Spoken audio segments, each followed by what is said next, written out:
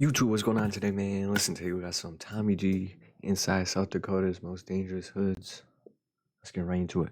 Got City police are on the lookout my for rice. several suspects following 5 shootings in the last week. In the last few years, the Rapid City Peanut butter, Police Department has seen peanut an butter uptick to in make it violent crimes. not a butter. Dude basically said, hey, I'm coming back. I'm shooting up this whole show. I had to pick my brother up after he got shot, you know? I never planned to be 50 years old ever. I thought I would be passed away way before that, you know. My daughter, supposedly she was accidentally shot by another guy there with a gun. Bro, South Dakota, bro.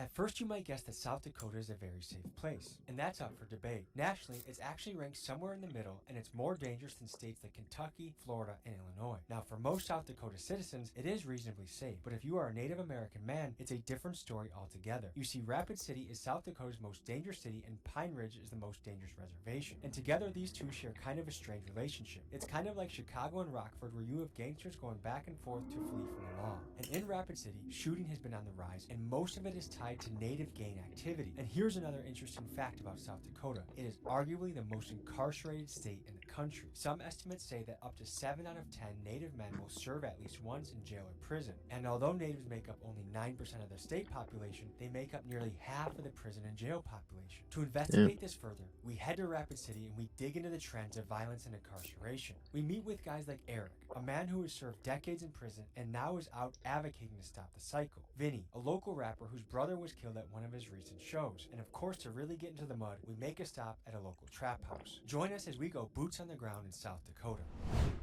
Quick announcement, folks. New shirt dropped on the site. Low key in the front, big dogs gotta eat, and busy in the back. If you want to be one of the first to get your hands on this shirt, link is mostly just taken away from what they could become. What needs to happen for kids that grow up in an area like this to say, I want to be an engineer or a doctor, or I want to run my own landscaping business, rather than I want to shoot somebody that's a lot like me that just happens to live in a slightly different part of my neighborhood. I don't know if we'll ever find that answer, but that's part of the discovery that we're on this channel. We're going to dive into the most dangerous city in South Dakota. Buckle up, it's going to be a ride. That's where we are right now. We in Dakota Homes right now, this deep north, you know what I'm saying? Deep north side. It's a little dilapidated, etc., but there's a lot of love in the area, you know what I'm saying? Ghettoest part of town right here, man. Yeah? It's its own little world over here, you know? Because it's like, even though we're so close to everything else, you can go right down the street and see business districts and shit like that. It's its own entity over here, you know what I'm saying? Okay, so what goes down around here? Drugs, you know what I'm saying? A lot of, and the dealings that come with that. Sure. You know what I'm saying? As far as robberies, as far as, you know what I'm saying, killings over a little bullshit, you know, an ounce of weed and shit like that, you know what I'm saying? Somebody die over it, so it's like... Do you guys know something about an ounce of weed? There's a quad, bro. Yes. Over an ounce of weed? 7 grams. It wasn't 7 an grams. ounce, it was a couple. A quad, It was like dude? 5 Do you guys Yeah. call it a quad around here? Yeah. Yeah. I picked up many of quads in my day.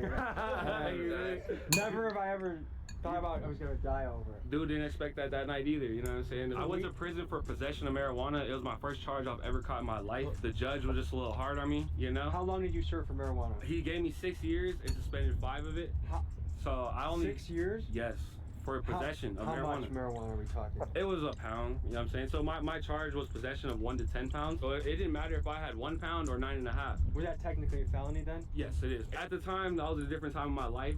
And I was, you know, playing loud music, drinking, driving, doing the most, you know, being sloppy with it. So you got pulled over in a DWI type of situation, and then they searched the car for weed?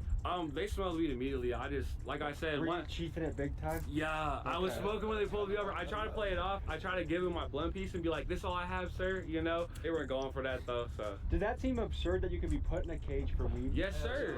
Dude, it changed the course of my life. You know, I had a very practical outlook on life in general. I was a real normal kid. I played sports. I wanted to be a nurse, you know? So it's like that, Can you no longer work for a hospital now? No, I couldn't get a job in Walmart once I got out of prison. You can't even get a job in Walmart? No, I was trying to show my little brother a different way, you know, like the lifestyle that we had got into, it was based off circumstance. And that's my history in Rapid City, essentially. A lot of people know me out here for like sports and stuff, but like What'd you play?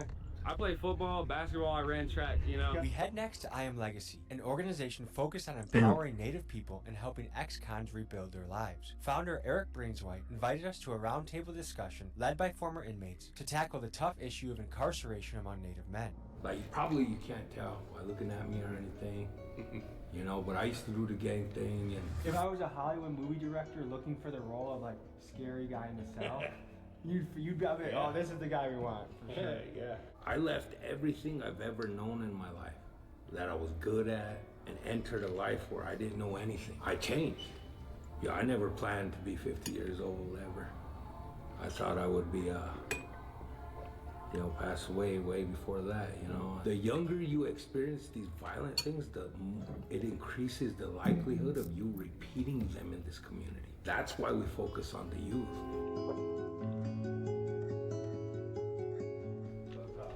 One of the things that to help these guys, you know, kind of redirect their aggression a little bit. Yeah. So you come in here, tire them out a little bit, put them on the weight, healthy choices, W. healthy options. We also do drug court. This is where we offer AA, NA, things like that in here. And we know about that life. We've been there. That's why we care. And there is a way out. We found it. And that's all we're trying to show these young brothers. I see your shirt, Healing with Conviction. What does that mean to you? That I'm coming with the truth. You know, I've lived it, been there, done that, and went through a lot of the struggles here. So I'm trying to heal with that conviction, and also with, you know, me being incarcerated as well. I was 18 years old. I shot at some people here in town, and at age 18, I was sentenced to 12 years in the South Dakota State Penitentiary. They shot at my family. Drove around, looked for them, found them, and 4th of July, 1996, I retaliated.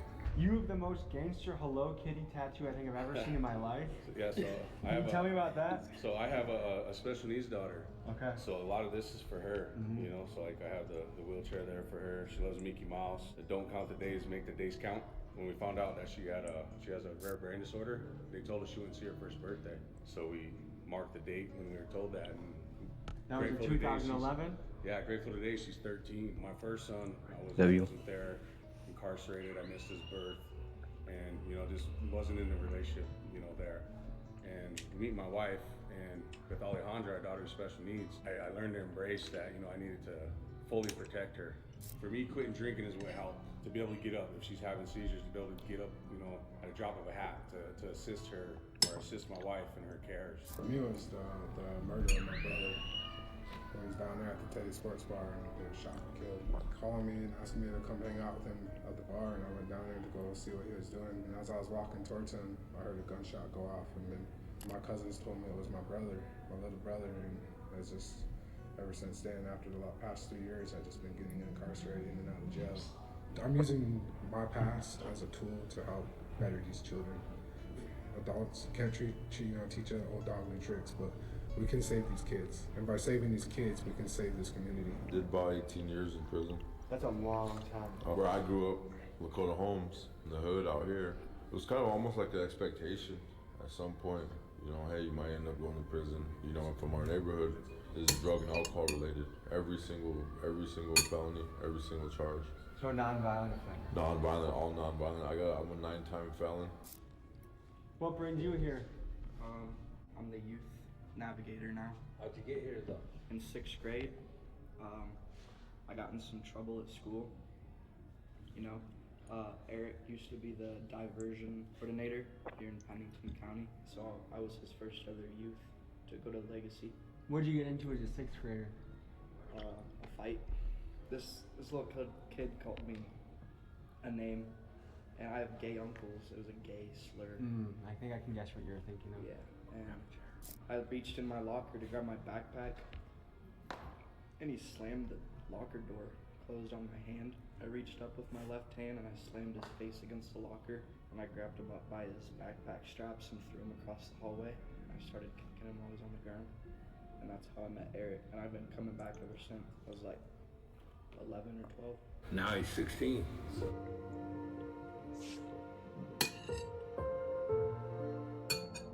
Good to meet you. Good to meet you. Hey, bro. What's happening, bro? Hey, man. What's up, man? How you doing? All right. Good to see you, man. Hell yeah. Yeah, we legacy. We're deep up there, the homies. Yeah. We I got respect that. everybody from every clique in town. I respect that for sure, because there's a lot of people that, you know what I'm saying, older folks that lead the youth astray. I feel you, bro. And that's what I'm saying. It's like they don't know no better when they're that young. Nah, like, man. we grow up in the shit we see, like, we think it's normal, you feel me? Then you grow up, you have your own mind now, and it's you know like... what? I want you guys to know how important you are to our people, man. Word. We don't need you wasting your lives on dumb shit, man. Word. You know what I mean? Don't get caught up doing dumb shit, man. But statistics say... Put your time into that. Absolutely, man. Yes, sir. Right there. Yeah, Right there, man. What does that mean? Hey, tell them what it means. No, it's from Sundance. Ceremony. Oh, where you put the Piercing. Yep. Sundance ceremony is basically a women's appreciation ceremony. We're showing appreciation to the women because the women get their blood every month, and like cleans their slate. That's our way of cleaning the slate. Even going into EDP. EDP stands for a sweat lodge. You go in there and pray. You go in there and be cleansed. You know, cleanse what you're doing out here. All those gangs and drugs out here, because there's not much opportunities for youth out here. That is another factor. Bro. Oh, this is my little brother. He passed away in 2022. I heard about that, bro. Yeah, Sorry, man. He passed away in 2022 due to gun violence. That was our first show we ever were gonna have in Eagle Butte. It was gonna be a great turnout, you know. There was nothing but unchies and kids out there. There's free food, you know. Like, you never really see like 50 people out there for the openers, but that first person I was out there, there's like 50 plus people showing love, you know. We were gonna go on last, and there was a boy that was threatening to shoot the show months before, and we didn't really take it serious, you know. We didn't even reply to his threats or anything like that, but it came down to the day of the show, 90-degree weather, and he's in the crowd with the same bag on that he's showing his gun on Snapchat every day, and with a mask on in 90-degree weather, you know. So I came and I tried to speak with him because I know what he was saying, and when I came and tried to talk to him, he got real abrasive and was like, "Why are you trying to check me? Get away from me!" Boom. And I'm like, "Look, man," and I grabbed his bag and I pulled it to me. I felt his gun, and I said, "What are you doing here? Why are you here?" But he's like, "Just get off me, get away from my bag." I don't want to freak everybody out and be like, "Hey, he got a gun." So whenever the security comes up to me, I say, "Hey man, he has a gun." He's like, "Are you sure?" I'm like, "Yeah, I felt it."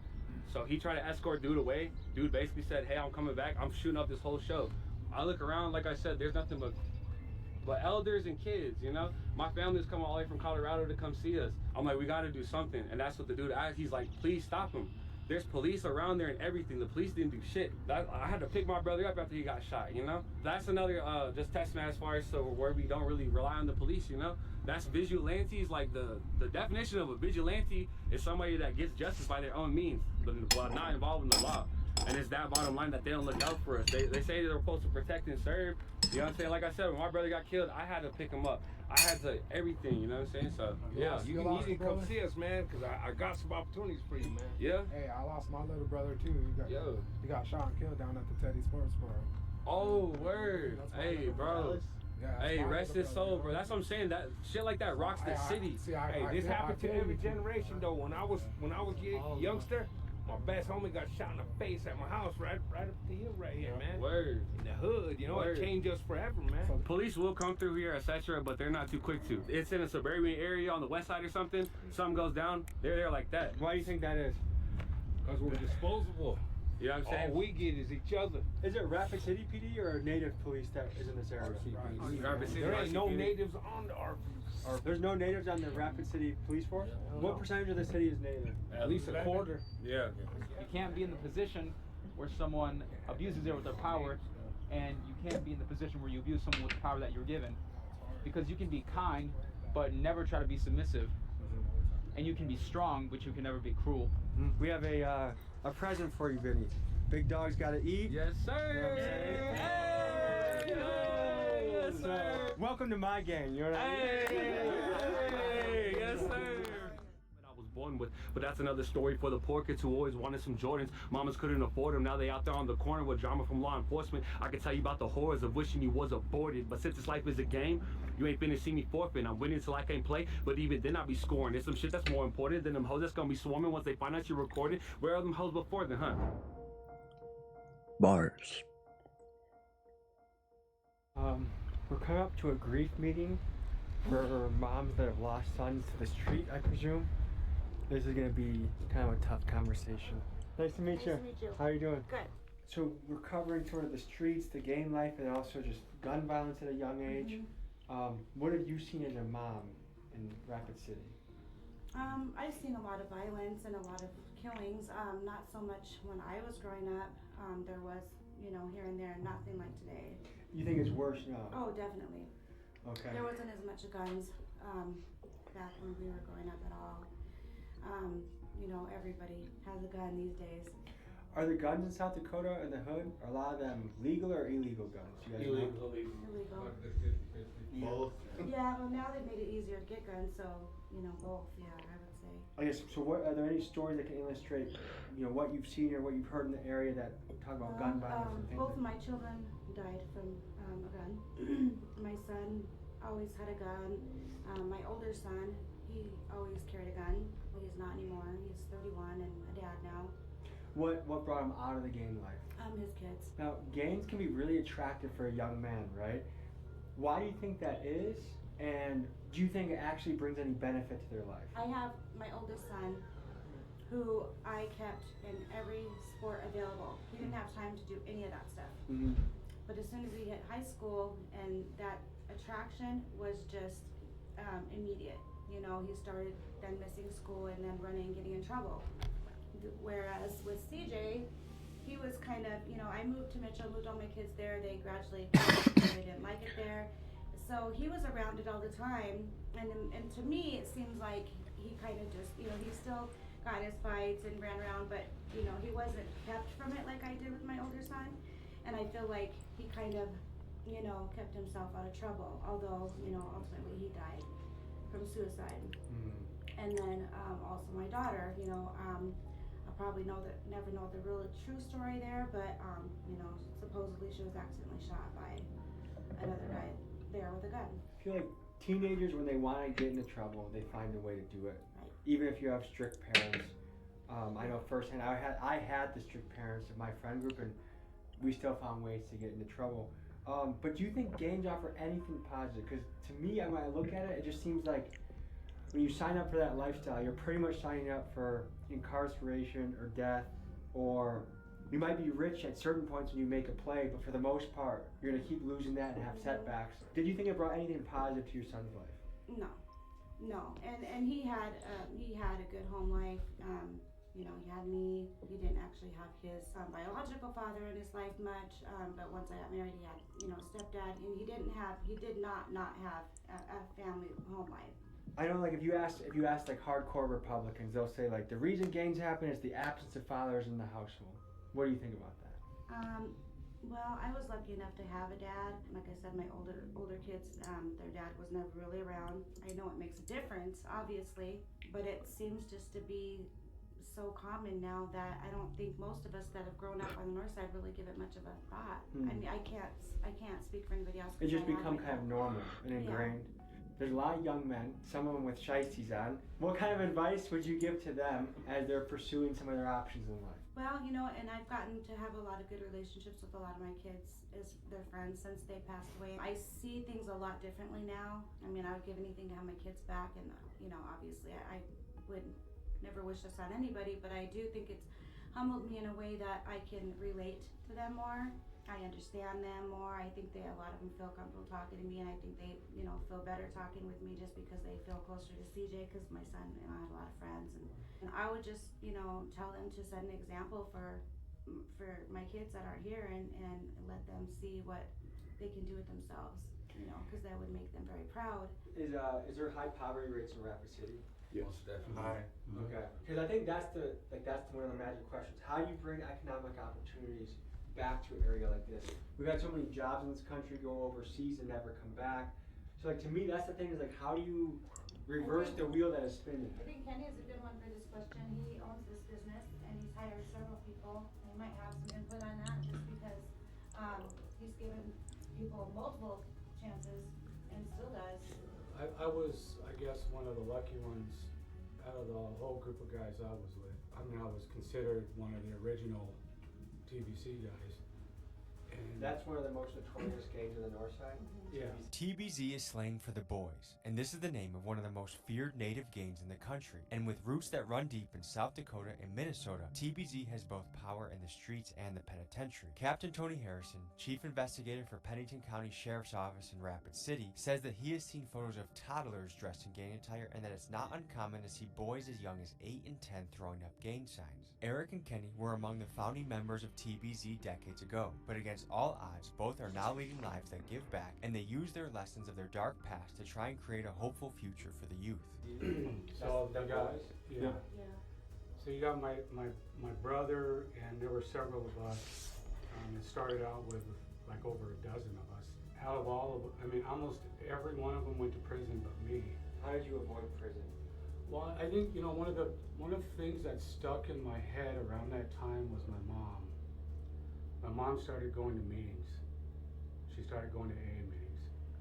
And at that time, I used to look at her like, oh man, she must be really messed up. She's got to go to meetings. She's got to do extra things to stay sober. And my whole thing was backwards. That was when I was in my drinking time too. And for me, it was like, that was one of the things I came back to when I did sober up. And it was getting in a relationship at that time that helped me kind of come out of that rut. And then kids, that was the other thing. And that kind of opened my eyes up to my drinking and my drugging. And one thing led to another. And next thing you know, I've been doing this for over 30 years. And that's what keeps me motivated, is my work. And throughout all that whole time, I've stumbled a few times. I went back out there and tried it again. That lasted a short time, but I knew what was better at that time. I guess that's the core of it for me, is getting some kind of a structure in your life to go to, your positive. And for me, it's meetings, my business, my relationships. You know, today it's better, but it took me a long time to get to this point. It's amazing how many times it can take doing the same shit over and over to learn the lesson properly. Yeah.